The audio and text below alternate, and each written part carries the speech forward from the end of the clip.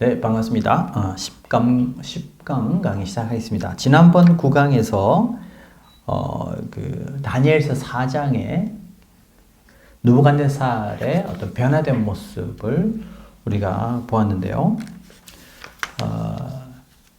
느부갓네살이 꿈을 꿨는데 거대한 나무에 대한 꿈을 꿨고 그 나무가 잘리고 또 잘려나간 나무 그루터기가 쇠로 이렇게 동동동 이렇게 메어지게 되죠. 이것은 느부갓네살이 하나님의 심판을 받아서 모든 정신을 잃어버리고 짐승처럼 그렇게 배회하며 정신없는 인생을 살아가는 것을 의미한다라고 이제 다니엘이 해석하게 됩니다. 그런데 사실 이제 이런 꿈의 해몽이 다니엘이 풀어줬던 그 해석이 성취되는 것은 12달이 지나서 이루어졌다는 것을 의미하고, 이 12달이라는 것은 바로 심판이 유예되었고, 만약 느부갓네살이 적극적으로 자신의 문제를 돌아보고 회개했다면 아마도 이 심판이 면해질 가능성이 있었을 것이다. 이렇게 지금 추측해 봅니다. 제가 지난번 말씀드린 것처럼 니느웨 백성들의 요나서에 나오는 니느웨 백성들의 사건도 그와 같은 관점에서 볼 수 있을 거라고 생각합니다. 요나가 심판을 외쳤지만 그러나 적극적으로 회개하니까 오히려 하나님께서 그 심판을 면해 주셨거든요. 그러나 느부갓네살이 회개하지 않았기 때문에 느부갓네살에게 이런 심판이 그대로 임한 것이죠. 자, 그런데 여기 보면 지난주에도 말씀드린 것처럼 느부갓네살은 상당히 상징적인 존재입니다. 어마어마한 권세를 가지고 있었고 그 당시 하늘 정원을 건설하면서 그 시대에 최고의 제국을 건설했던 사람입니다. 그런 사람이 인간 이하, 짐승처럼 이렇게 되었다는 것은 교만한 인간에 대한 하나님의 경고의 메시지를 보여주는 것이죠. 자, 그렇기 때문에 다시 그러면 이 느부갓네살이 어떻게 정신을 차리게 되는가? 34절에 보면 이런 표현이 있습니다. 그 기한이 참에 느부갓네살이 하늘을 우러러 보았더니 내 총명이 다시 내게로 돌아온지라. 이에 내가 지극히 높으신 이에게 감사하며 영생하신 이를 찬양하고 경배하나니 그 권세는 영원한 권세요 근한은 대대에 이르르다. 그러면서 이제 마지막에 이 37절에 이 느부갓네살이 무엇으로 마치냐면, 그러므로 지금 나 느부갓네살은 하늘의 왕을 찬양하며 칭송하며 경배하노니 그의 일이 다 진실하고 그의 행하심이 의로우심으로 교만하게 행하는 자를 그가 능히 낮추심이라. 이게 핵심이에요. 다니엘서 4장의 제일 핵심 주제가 어디에서 나오냐면 다니엘서 4장 37절 제일 마지막 구절에 나옵니다. 그래서 느부갓네살 스스로 어떻게 고백합니까? 하나님은 어떤 분이라고요? 의로우심으로 누구를? 교만한 자를 낮추신다. 그렇죠? 그래서 하나님께서 지금 교만한 느부갓네살을 낮추셔서 그러하여금 하나님의 영광을 보게 합니다. 그래서 우리는 다니엘서 4장을 통해서 무엇을 깨닫느냐? 하나님은 교만한 자를 심판하시고 그를 낮추신다. 반대로 그러면 하나님은 어떤 분이실까요? 겸손한 자를 높이시는 분이다. 그래서 오늘 4장에도 역시 겸손한 하나님의 의로운 백성 다니엘과 교만한 느부갓네살이 대비를 이루면서 그 당시 바벨론의 포로로 잡혀갔던 포로된 다니엘을 통하여 오히려 거대한 제국의 권세를 가지고 있었던 그 느부갓네살을 부끄럽게 하시고 그 느부갓네살을 통하여 전능하신 하나님의 능력을 보여줌으로써 그를 낮추시는 것을 봅니다. 이와 같은 이 내용이 신약에서 더 분명히 드러나죠. 어떤 텍스트에서 드러납니까? 바로 고린도 전서 1, 2장에서 나오죠. 하나님은 약한 자, 연약한 자를 들어서 오히려 세상에 강한 자를 부끄럽게 만드시는 분이다 라는 것을 알 수 있습니다. 객관적으로 보면 다니엘은 포로로 잡혀간 자이기 때문에 분명히 정말 그 조건적으로는 굉장히 안 좋은 조건이죠. 사실은 주권을 잃어버린 그런 나라의 백성이고 붙잡혀온 포로된 백성입니다. 그럼에도 불구하고 하나님은 그 낮은 자, 연약한 자를 들어서 그 세상의 가장 강한 자를 부끄럽게 만드시는 하나님임을 보여줍니다. 그러므로 이 시대의 하나님은 어떤 사람을 들어 사용하실까요? 세상적으로 권세가 있는 사람, 세상적으로 능력이 있는 사람. 물론 하나님께서 세상의 권세와 능력을 통해서 일을 하시지만 그러나 그런 배경을 가지고 있다고 해서 그 배경 때문에 하나님이 쓰시지는 않습니다. 하나님은 어떤 자를 들어 쓰시느냐? 연약하고 힘이 없고 부족하지만 오히려 그런 사람을 들어서 세상의 권세를 가진 사람들을 부끄럽게 하시는 하나님이심을 저는 믿습니다. 혹 여러분들 중에서 세상 사람들이 가지고 있는 그런 어떤 그 조건이 혹시 부족하다고 생각하십니까? 혹시 건강이 안 좋다고 생각하십니까? 혹은 뭐 내가 다른 사람들처럼 이렇게 IQ가 좋거나 머리가 비상해서 뭐 아주 좋은 학벌을 가지고 있지 못한 분들 혹시 있습니까? 혹은 다른 사람만큼 이렇게 뭐 부모님으로부터 뭐 제사를 제대로 이렇게 받지 못해서 내가 물질적으로 다른 사람보다 좀 풍요롭지 못하다? 하나님은 그것을 보지 않습니다. 하나님은 마음의 중심을 보시고 여호와를 경외하는 그 사람을 통해서 세상의 권세를 가진 사람들을 부끄럽게 하시는 분이심을 저는 믿습니다. 그런 의미에서 우리는 다니엘서 4장에 나타난 이 하나님을 경외함으로 여러분을 통해서 일하시는 하나님을 경험하시기를 바랍니다. 자, 이제 우리 5장으로 넘어가 보겠습니다. 5장. 이제 5장은 이 4장의 주제를 더 강화시킵니다.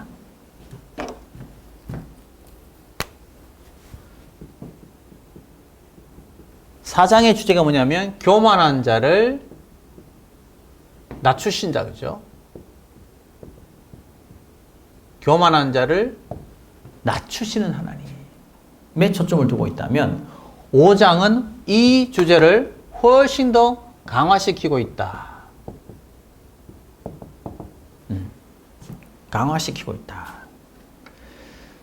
그래도 이 느부갓네살은 이 하나님의 그 심판 앞에서 겸손이 낮아지죠. 자, 그런데 5장의 주인공인 벨사살은 교만하지요? 교만한데 이 교만이 훨씬 더 도가 넘치는 교만으로 갑니다. 느부갓네살보다 훨씬 더 교만한 태도의 모습을 보입니다.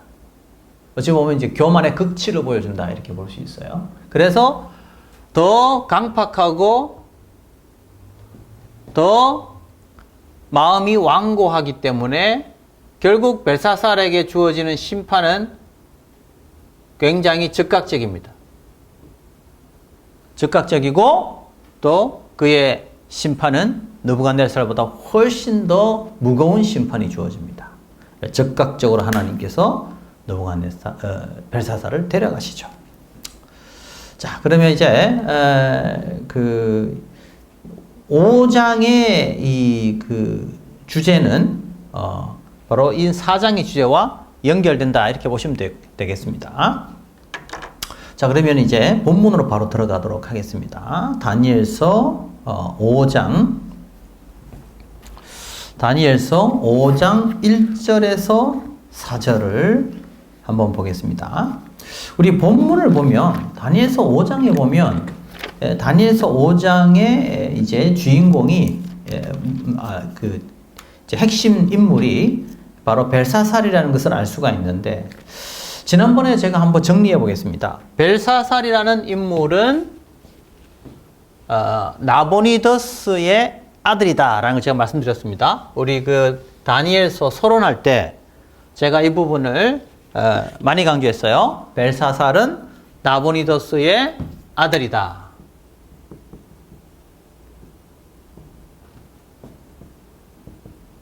근데 이 나보니더스가 바벨론의 마지막 왕이다. 바벨론의 마지막 왕이 나보니더스다. 그럼 왜 이 나보니더스의 아들 벨사살을 여기에는 왜 왕이라고 하느냐라고 했을 때 제가 뭐라고 설명해 드렸습니까? 혹시 잊어버리실 수 있으니까. 나보니더스가 그 나보니더스 연대기라는 그 바벨론의 고고학적 자료가 있는데요. 그 연통에 보면 이 나보니더스는 뭘 했느냐 하면 자기가 왕이었음에도 불구하고 이 사막 광야로 종교 수행을 갑니다. 종교 수행. 어떤 종교에 깊이 심취해서 아예 광야로 종교 수행을 떠나버립니다. 그래서 이 나보니더스가 부재한 상황에서 그의 아들이 아버지를 대행해서 이 왕정을 이제 통치한 겁니다. 그래서 대행 통치라고 말할 수 있다. 제가 말씀드렸습니다. 그래서 여기에 왕이라고 그렇게 소개되고 있다. 물론 행정적으로, 법적으로는 그의 아버지가 왕인데 내용적으로는 벨사살이 다스리고 있는 것이죠. 그래서 벨사살을 왕이라고 해도 틀린 것은 아니다. 이렇게 볼 수 있겠습니다. 자, 그럼 여기서 이제 벨사살이 뭘 하느냐? 오늘 보니까 귀족 1000명을 불러다가 잔치를 베풀고 술을 배설했다. 그렇죠? 자, 이런 잔치, 연회를 지금 열고 있는데, 그러면 벨사살은 왜 이런 연회를 열었을까? 왜 그랬을까? 여기에 학자들이 크게 두 가지의 이유를 설명합니다.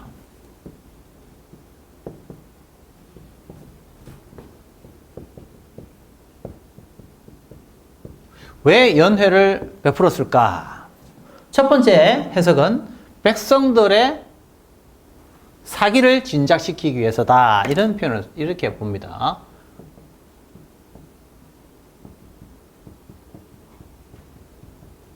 백성들의 사기를 진작시키기 위해서다. 자, 그 당시에 이제 바벨론 제국이 점점 이제 권력이 쇠약해져가는 그런 시기였어요. 그러니까 느부갓네살 시대는 굉장히 바벨론 제국이 최고의 권력의 그 지점이었다면, 이제 느부갓네살 사후부터는 이제 이 바벨론 제국이 점점 이제 쇠락해져가는 이 힘이 약해져가는 그런 상황이었습니다. 그래서 그런데다가 또 나보니더스는 나라 일에는 관심 없고 그냥 종교를 위해서 그냥 떠나버렸단 말이죠. 그러니까 얼마나 그 당시에 그 분위기가 좋지 않았겠어요. 그러니까 이 아들 벨사살이 이 소위 말하는 좀 권력을 가지고 있는 그런 귀족들을 불러다가 잔치를 베풀면서 사기를 진작시키려고 그랬다라는 게 첫 번째 해석이고요. 두 번째는 이 벨사살이 자신의 통치를 알리기 위해서였다. 비록 벨사살이 위임 통치이긴 하지만 그래도 내가 아버지와 맞먹는 권력으로 이제 이 나라의 왕과 같은 존재다라는 사실을 알리기 위해서 그랬다라는 게 이제 두 번째 해석이고, 세 번째는 역사가 헤로도투스의 어떤 기록에 따르는 것인데, 이거는 정기적인 행사였다.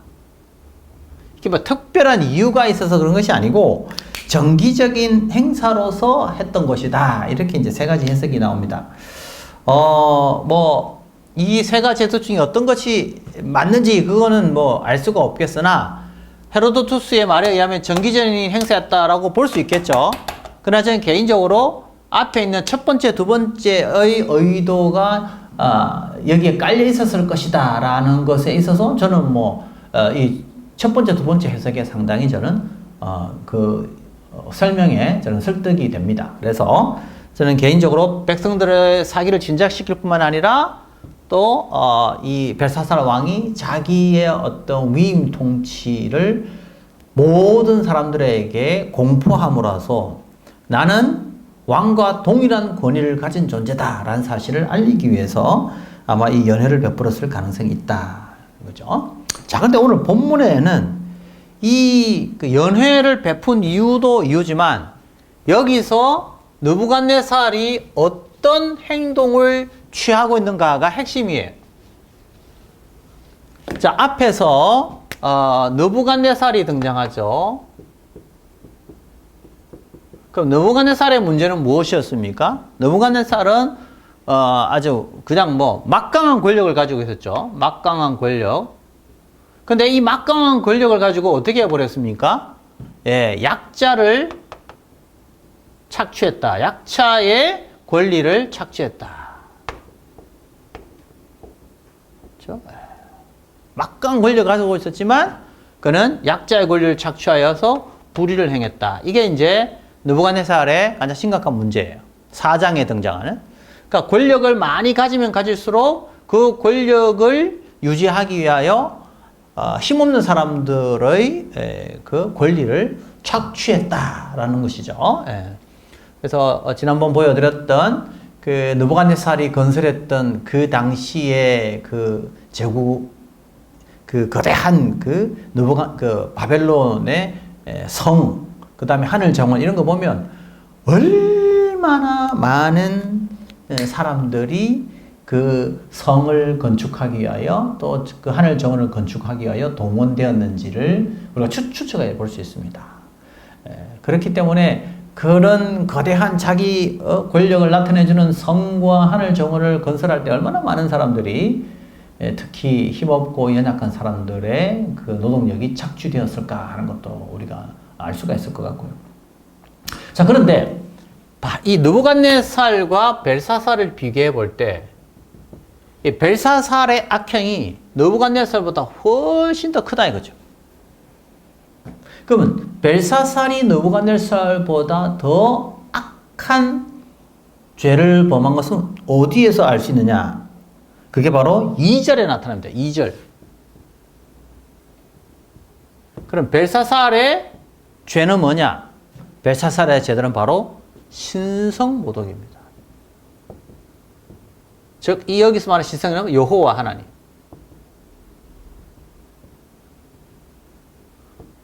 여호와 하나님의 이름을 완전히 모독해버립니다. 그게 2절에 나오는데요. 같이 한번 읽어보겠습니다.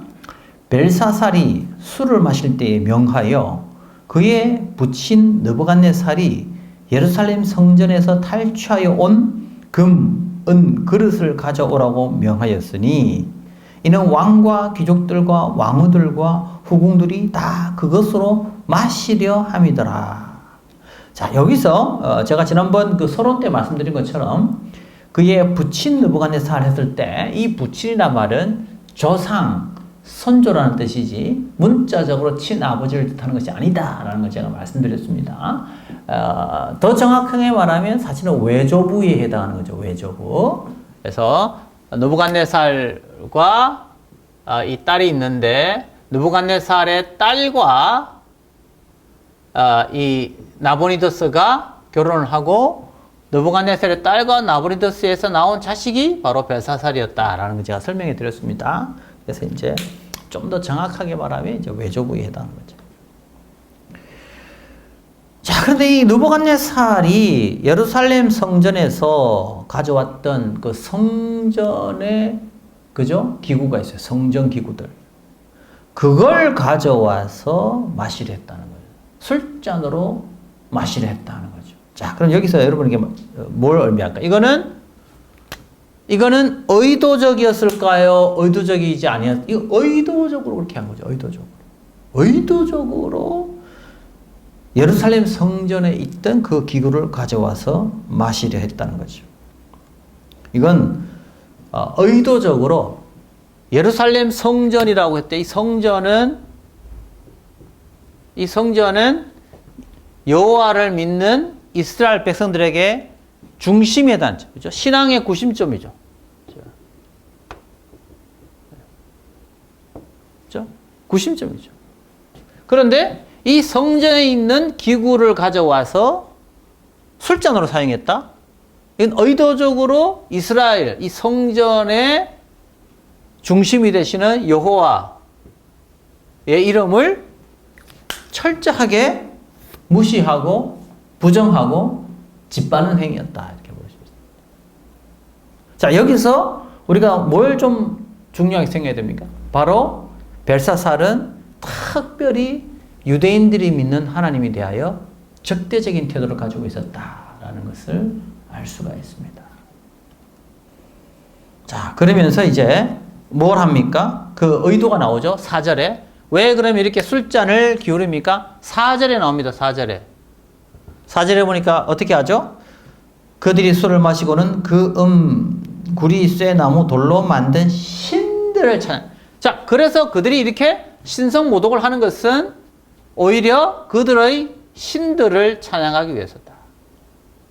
여호와 하나님을 모욕하고 거부하면서 오히려 그들이 믿는 신들을 찬양하기 위해서 지금 이런 술잔으로,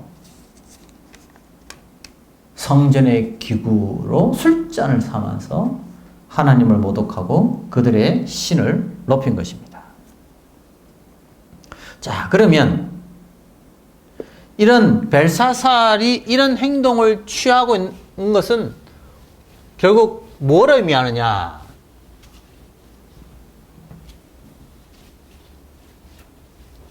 이것은 느부갓네살과 벨사살의 극단적인 대조, 차이를 보여주는 거죠. 느부갓네살은 하나님께서 그를 치셨을 때 겸손이 낮아지셨죠. 겸손이 낮아졌죠. 근데 벨사살은 지금 어떠합니까? 그 외조부에게 행하셨던 그 하나님의 일을 그는 몰랐던 게 아니에요. 분명히 알았을 거예요. 그런데 그 외조부에게 일어났던 바로 그 하나님의 그 일을 그는 인정하고 싶지 않는 거예요. 그래서 그는 교훈 혹은 역사를 거부하고 있다라고 볼 수 있어요. 벨사살의 태도의 첫 번째 특징이 뭐냐? 교훈, 역사를 거부하는 거다. 즉, 느부갓네살의 사건을 통하여 깨달을 수 있는 그 교훈을 인정하지 않고 거부하는 거죠. 자, 그 다음에 또 그거는 이것도 약간 걸렸을 가능성이 있어요. 왜냐하면은 그 이스라엘의 선지자, 그렇죠? 뭐 대표적인 사람들이 뭐냐? 이사야, 또 예레미야, 뭐 이런 선지자들이 특히 이사야 같은 경우에는 어떤 나라의 멸망을 강조합니까? 예, 바로 바벨론이라는 나라의 멸망을 예고합니다. 그러니까 바벨론이라는 나라의 멸망을 예언하고 있는 그런 선지자의 하나님, 굉장히 불편했을 가능성이 있어요. 그리고 점점점 그의 나라가 점점점 이렇게 지금 힘을 잃어가고 있는 이 상황에서 얼마나 두려웠겠어요. 그 사람이 두려움에 가득 차게 되면 점점점 반발심과 거기에 대한 적개심이 커지죠. 나라가 점점점 쇠약해져 가니까 이런 나라의 멸망을 예고했던 그런 선지자들이 믿는 하나님에 대해서는 훨씬 더 부정적인 생각을 가졌을 가능성이 있다. 그래서 오히려 이제 그렇게 되면 점점 어디에 더 몰입하게 되죠? 자신들이 의지하고 있는, 자신들이 의존하는 신들을 더 부각시키는 거죠. 그러니까 지금 이런 태도들은 뭘 의미하느냐? 벨사살의 심리적 상황을 잘 보여주는 거죠. 지금 벨사살이 굉장히 어떤 상황이라는 걸 알 수 있어요? 굉장히 심적으로 굉장히 부담을 느끼고 있는 상황이다. 그렇죠? 그리고 상황이 좋지 않다. 지금 그 상황이 굉장히 좋은 상황이 아니라는 거죠. 그러니까 이런 상황에 몰려있는 이 벨사살이 어떤 그 현재 상황을 뭔가 탈피해 보려고 시도한 것이 바로 뭐냐 이거예요.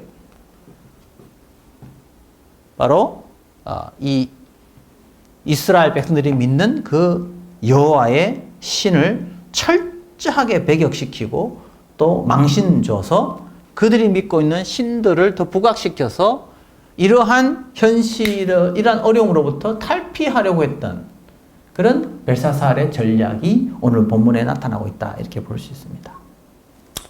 자, 그러면 이제 이런 상황이면 얼마나 여러분 보시면 아시겠지만 여호와의 성전의 기구를 가지고 술을 따라 마셨다? 이건 어마어마한 신성모독적 사건이거든요. 예. 그러자 하나님께서 즉각적으로 개입을 하십니다. 5절에 보니까 그때에 사람의 손가락이 나타납니다. 그래서 왕궁 촛대 맞은편 석회벽에 글자를 씁니다. 예. 사람의 손가락이 나타나서 글자를 쓰는데 왕이 이제 그 손가락을 봅니다. 근데 이제 충격적인 거죠. 왜 그럴까? 이 글씨를 이해하고 알아들을 수 없었던 겁니다. 그리고 더 중요한 것은 뭔가 이 손가락이 와서 써놓은 그 글이 그의 생각과 사고를 지배하게 만들어버렸어요. 얼마나 얼마나 그가 고민했냐면 6절에 이런 편이 있어요. 이에 왕의 절기던 얼굴빛이 변하고 그 생각이 번민하여 넓적다리 마디가 녹는 듯하고 그의 무릎이 어떻게 됐다고요? 서로 부딪혔다. 네. 너무 기이한 거예요. 사람들이 볼 수 있도록 쓰여진 이 글씨의 내용이 너무 기이하기 때문에 이 글씨로부터 벗어나지 못하게 된 겁니다. 그래서 이제 완전히 두려움에 압도당해 있는 벨사살의 모습을 보여줍니다. 그래서 이제 도대체 저 손가락이 와서 써놓은 저 글씨가 뭐냐? 그래서 왕이 이제 7절에 보니까 사람들을 불러 모읍니다. 7절에 보면 이렇게 되어 있어요. 왕이 크게 소리질러 술객과 갈대아 술사와 점장이를 불러오게 하고 바벨론의 지혜자들에게 말하되 누구를 막론하고 이 글자를 읽고 그 해석을 내게 보이면 자주색 옷을 입히고 금사슬을 그의 목에 걸어주리니 그를 나라의 셋째 통치자로 삼으리라 하니라. 이렇게 되어 있어요. 자, 그런데 여기 보면 아시겠지만 어느 누구도 그 글자를 읽지도 못하고 그것을 왕에게 해석해 주지도 못하는. 왜냐하면 그 글자가 너무 기이한 글자이기 때문에. 뭔가 쓰긴 쓰였는데 이 글자가 무슨 글자인지도 알 수 없고 그 글자를 해석해낼 수도 없었다는 거예요. 그래서 이 벨사살이 굉장히 번민하고 고통 가운데 있었다는 것을 알 수가 있어요. 그래서 이 8절을 보면 그때의 왕의 지혜자가 다 들어왔으나 능히 글자를 읽지도 못하며 그 해석을 왕께 알려주지 못한 아무도 이 글자를 읽을 수도 없고 어느 누구도 이 글자를 해석할 수 없었다는 거예요. 왕이 그래서 이거 글자를 읽고 해독하는 사람은 어떻게 했냐면 셋째 통치자로 삼겠다. 그래서 셋째 통치자. 그래서 이게 문자적이냐 아니면 3이라는 게 상징적이냐 이렇게 이제 뭐 이야기하는데 여러분 알다시피 여기 보면 이제 자주옷과 금사슬과 셋째 통치자 이렇게 돼 있죠. 지금은 뭐 자주옷이 우리는 뭐 이렇게 높은 자리에 있는 사람들은 지금은 자주옷을 입지 않지만 그때 당시에는 아주 높은 고위 관료들이 주로 자주 색깔의 옷을 입었다 이렇게 볼 수 있고요. 그래서 이거는 왕족, 궁정의 왕족들이 입는 의복 가운데 하나가 이제 자주색이었다. 그 다음에 이제 금사슬도 역시 그 왕의 친복에게 주어지는 표식이었다라고 합니다. 그래서 제 3의 자리는 그런 문자적인가 상징적인가 했을 때 둘 다 가능한데요. 그런데 아까 제가 말씀드린 대로 첫 번째가 누구냐면 나보니더스, 두 번째가 벨사살. 그러면 3이라 그러면 이제 벨사살 다음의 위치에 속해 있다 이렇게 볼 수도 있거든요. 그래서 이제 3의 셋째 통치자라는 거를 저는 꼭 그 상징적인 것보다도 문자적으로 취급해도 상관이 없겠다 이런 생각이 듭니다. 자, 이런 상황에서 이제 누가 등장하게 되느냐? 이런 상황에서 바로 누가 등장합니까? 네, 다니엘이 등장하게 됩니다. 그러면 다니엘이 등장하여서